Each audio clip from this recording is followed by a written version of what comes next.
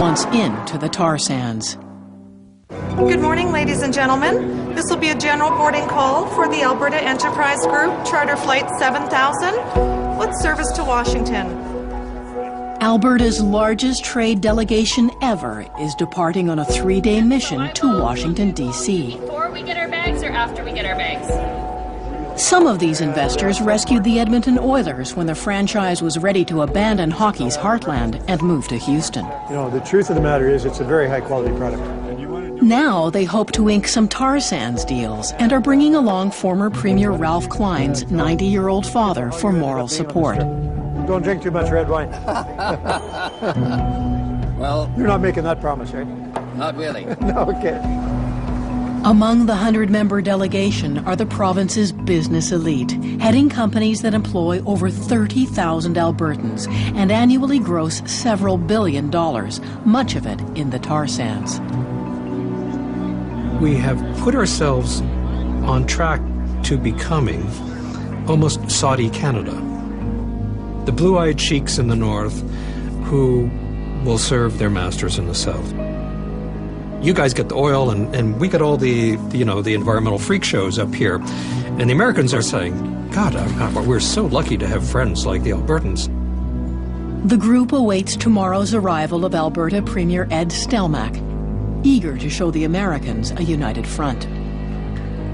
Welcome to Washington, D.C. Hey, thanks very much. And Paul Michael Wiebe waits in the wings, here to help usher in a new energy alliance. AEG, and as well as the Premier and his staff. It'll be good for Alberta, it'll be good for Canada, and certainly for the United States. Despite the warm welcome, Alberta's coming out party is in jeopardy. Down the street, American environmentalists protest against the tar sands. Trying to quiet concerns about climate change, President Bush passed an energy bill a month earlier, prohibiting the U.S. military and postal service from buying dirty oil. To me, it says that Alberta is ground zero for global warming. Canada's soil, not for oil! These pieces of legislation are coming up because of people's growing awareness of climate change, of the threat that climate change represents to all of us. And it's not going to go away anytime soon. So it's a problem for the industry in Alberta, without a doubt. Oil! No Canada! No Canada! Keep your dirty oil! No Canada! No Canada! If the Americans get really tough on dirty oil, Alberta desperately needs to find another buyer. Lucky for them, China is starved for energy.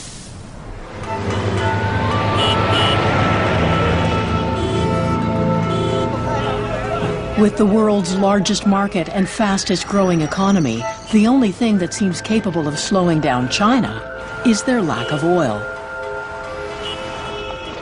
By 2010, China will overtake America as the world's biggest energy consumer. For years, they've been trying to push their way into the tar sands game, betting Alberta can rescue their oil-starved economy. Kang Sheng is a Chinese-Canadian who was a scientist with Syncrude, the biggest tar sands player. Now he's working with the Chinese government. So important is oil to China, they established a University of Petroleum, annually churning out 7,000 graduates, many with expertise in the tar sands. Sheng's renowned for developing cheaper ways to process tar sands crude, and the university is his research base camp. On the campus here, you have an oil production facility, as well refinery for the student to perform their apprenticeship. Sheng is experimenting with a cutting-edge chemical process to refine tar sands oil. If it works, tar sands companies won't need to build costly upgraders to sweeten the crude. Sheng's confident his technology could save billions of dollars, enticing potential foreign investors. This is the typical gas oil material we get from the bitumen upgrader from Fort McMurray. Shell's Alexander Vandermade is always looking for the next best thing and likes what he sees. Given the amount of resources they're pouring at it, sooner or later they must be able to succeed. But I would say it's a fast-ticking clock. This society is still accelerating. More and more cars are getting on the road. And I've got the feeling if they make it, it's going to be a really narrow escape. A lot of people seem to be very scared about changes. But on the other hand, Chinese just love to have changes. Chinese just love the crisis. And Chinese always believe it's the crisis that will make a big difference. This is where you're going to make prosperity. The entry point may be Shung's technology, but China's ultimate goal is to own a piece of the tar sands and build a Rocky Mountain pipeline to the Pacific. But not all welcome them, fearing an aggressive competitor on America's doorstep. I don't think the Americans want the Chinese to hone in on what for them is a secure source of oil. And I think the Canadians are divided about it. I think some would say, well, geez, two markets make sense. We might be able to get a better price for our product. Why not? And others are thinking, well, if we globalize the resource, then we'll liquidate this resource much more quickly than we ever thought. And I think there'll be a big fight about that. Canadians can debate among themselves, but the fate of the tar sands will be determined elsewhere. America is the main developer and buyer of tar sands oil.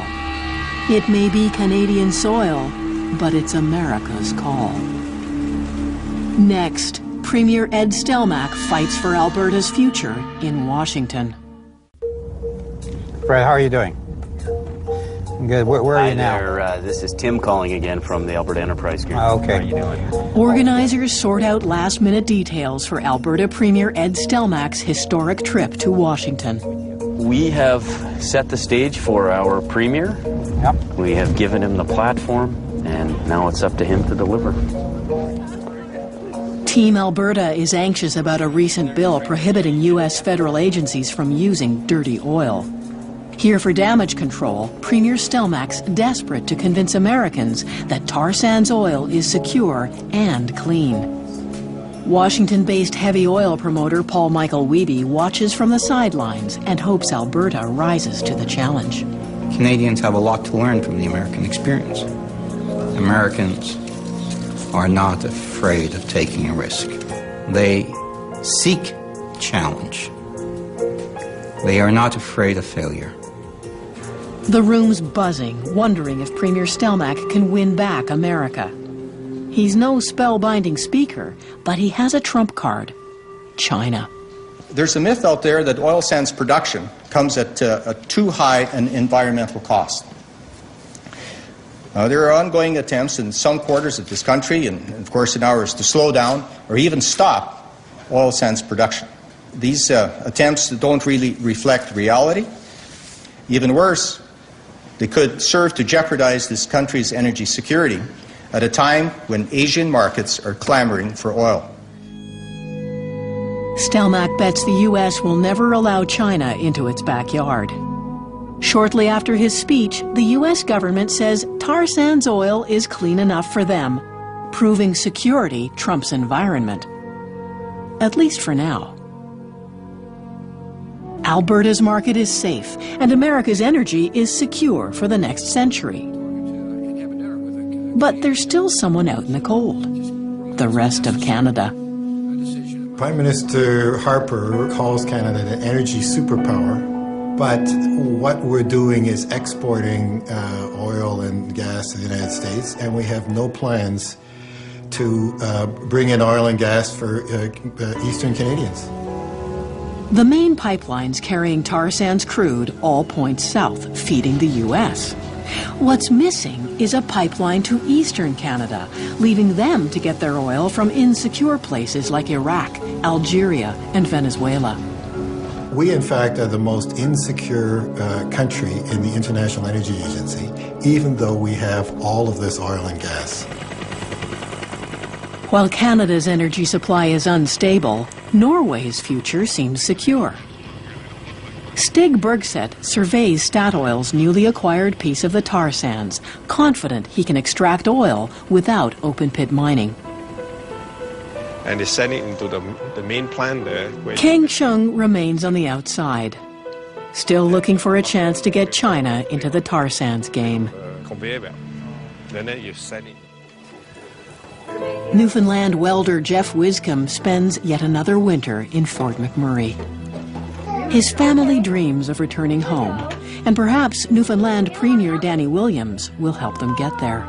Oh, wait, one more problem. Cool, he says, cool. I want to do it. When are you going back? Going on Wednesday?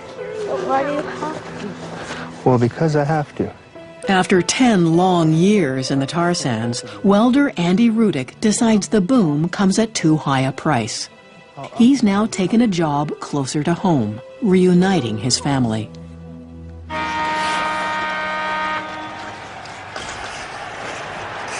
As the Oilers prepare to do battle with the Capitals, there's lots of excitement in the air. Paul Michael Wiebe's here to soak it all up, his matchmaking finally done. Team Alberta celebrates their apparent victory in Washington, but some think they've been played by the Americans, too quick to give it away. I think we should be more blunt and more straightforward with the Americans, because I keep reading in American media somehow that their whole energy problem is going to be solved by the Alberta Canadian oil sands. And that's not a good thing for our country. Oh, Canada, our home and nation. In the tar sands game, there are inevitably winners and losers. The boreal forest is a loser. Water users in Alberta are losers. And democracy itself is a loser, in not just in Alberta, but also in Canada. Because the more a nation becomes dependent on a single resource, such as oil, the less democratic it comes over time. Oil begins to make the decisions.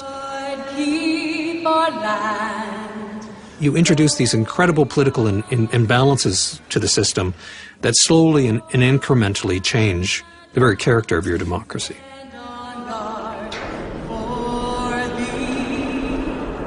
Oh, Canada, we stand on guard for thee.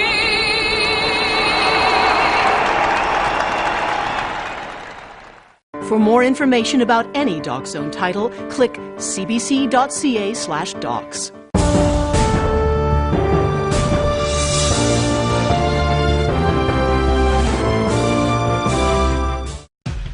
Tonight on The Hour, Dr. Samantha Nutt, co-founder of the charity War Child Canada. Plus, from Battlestar Galactica, Katie Sackhoff. This is the place. This is The Hour. Tonight at 11 on CBC. Championship Curling on CBC. The Canadian men's title is on the line, and a chance to represent Canada against the world. Live from Winnipeg, the 2008 Tim Hortons Brier semi-final, Saturday at 2:30 p.m. Eastern on CBC. You tried to stop a secret ship and a radioactive material. A potential breach at ICS. Zoe Kessler. She got it from her father. Kessler races to clear his name and stop a deadly protest. The Border. Canada's #1 new drama. Monday at 9 on CBC. Stay current with up-to-the-minute stories. CBCnews.ca. The National is next on CBC.